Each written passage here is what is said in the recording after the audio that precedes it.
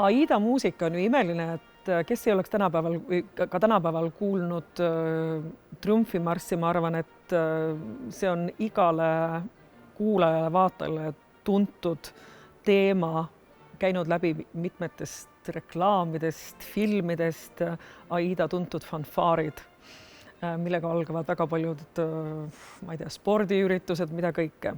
Et klassikaline muusika on tulnud sisse nii-öelda tänapäeva kultuuri.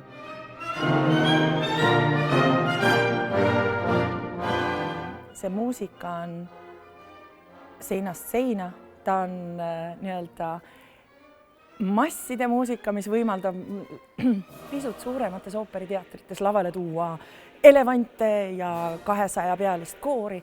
Ütleme, meie lava lihtsalt kukuks kokku, kui me tooks siia paar elevanti ja 200-pealise koori.